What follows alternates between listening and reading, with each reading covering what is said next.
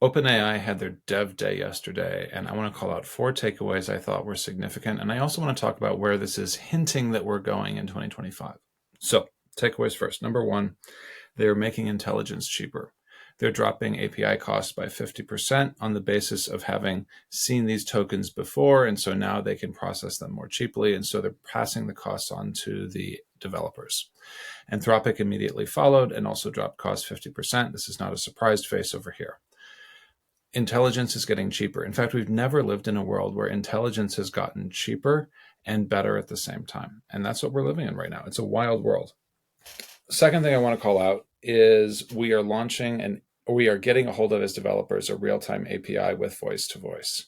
So this means that it's possible for anyone to build an app that, for example, does customer success phone calls, an app that calls up your phone carrier and demands cheaper rates, an app that calls up the moving company to arrange a move, whatever it is you want. Like, it's easy to build an app for that. And OpenAI clearly expects a lot of action from their 3 million plus developers on that API. They're raising token limits. They're going to make it possible to put 10,000 tokens a minute through these APIs.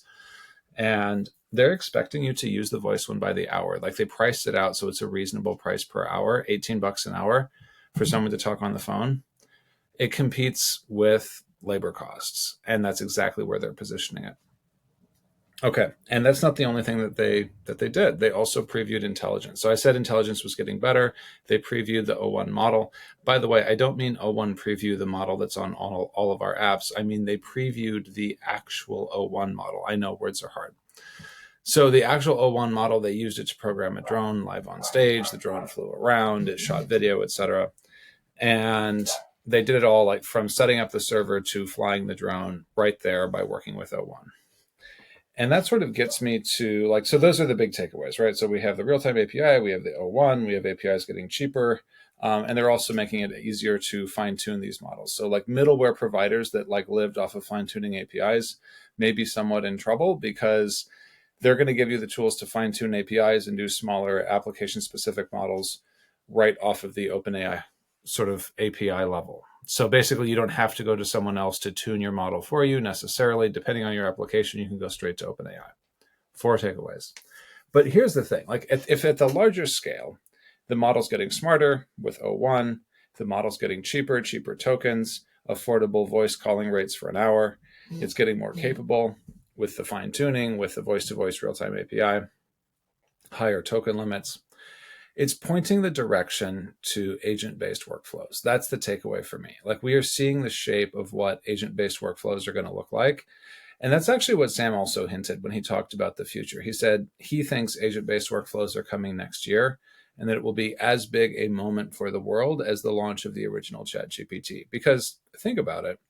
You give a task to the agent, you go to bed, the agent is done with it by morning, and you have, I don't know, a working piece of software, some large project that you want done, and it's just completely finished.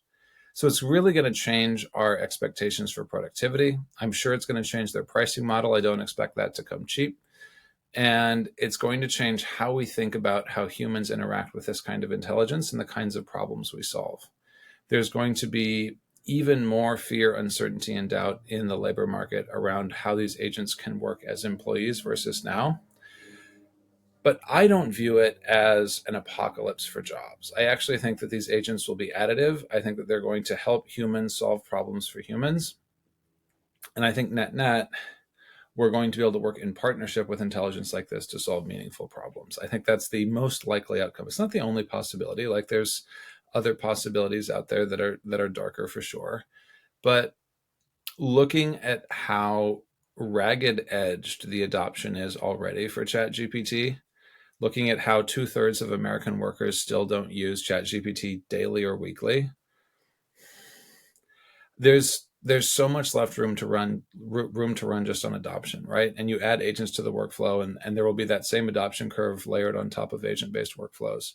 I see the pictures of the future through this dev day, but I also think it is going to arrive in fits and starts. It's going to arrive in pieces for individual people, and there will be lots of room to adapt if you're hungry to adapt. And that's part of why I'm doing my Maven courses. I think there is opportunity to adapt. I don't view this as a jobs apocalypse at all. One last takeaway. I think this timing is really interesting with the raise that they're doing. So Sam is doing a $6.5 billion raise. terms leaked out today that are sweeter than the original terms, and I think that's influenced by the departure of technical talent like Mira Murati. And they need to be able to convince investors that they can do this and that the investors have some protection. And not surprising, the terms that leaked offer more protection to investors. They offer an interest rate to investors, they offer a clawback option, etc.